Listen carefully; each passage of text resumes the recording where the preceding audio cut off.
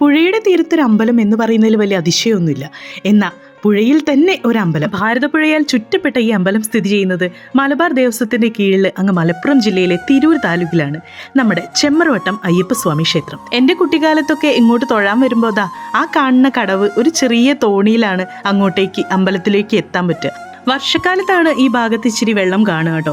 വേനൽക്കാലത്ത് ഈ ഭാഗത്ത് അത്ര വെള്ളം ഉണ്ടാവില്ല. നമുക്ക് നടന്ന് തന്നെ ക്രോസ് ചെയ്ത് അമ്പലത്തിലേക്ക് കയറാൻ പറ്റും. ചെമ്മരവട്ടം എന്ന പേര് വരാൻ തന്നെ കഥകൾ രണ്ടുണ്ട് കേട്ടോ. പണ്ട് കാലത്ത് ശബരമുനി തപസ് ചെയ്ത സ്ഥലം എന്ന പേരായിരുന്നു ഈ ശമ്പരവട്ടം എന്നറിയപ്പെട്ടിരുന്നത്. ഈ ശമ്പരവട്ടമാണ് പിന്നെ പോകെ പോകെ ചെമ്മരവട്ടമായി മാറിയത്. ഇങ്ങനെയും പറയുന്നുണ്ട്. എന്നാൽ ഇതിൽ വേറൊരു കഥയും കൂടി ഉണ്ട് കേട്ടോ.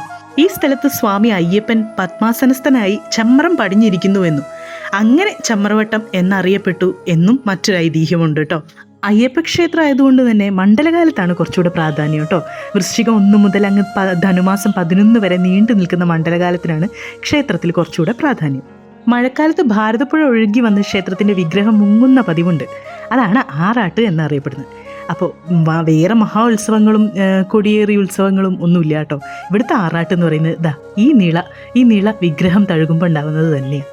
മഴക്കാലത്ത് നീളാനദി ഇങ്ങനെ കര കവിഞ്ഞൊഴുകുന്ന സമയത്ത്, അതും നല്ല ഭയപ്പെടുത്തുന്ന രീതിയിൽ ഒഴുക്കോടുകൂടി ഒഴുകുന്ന സമയത്ത് ഇങ്ങനെ സ്വാഭാവികമായിട്ട് ചുറ്റമ്പലത്തിനൊക്കെ പ്രദക്ഷിണം വെച്ച് അമ്പലത്തിൽ തൊഴുത് നിൽക്കുക എന്ന് പറയുന്നത് ഒരു വല്ലാത്തൊരു നമുക്ക് കിട്ടുന്നൊരു വല്ലാത്തൊരു എക്സ്പീരിയൻസ് ആണ് കേട്ടോ.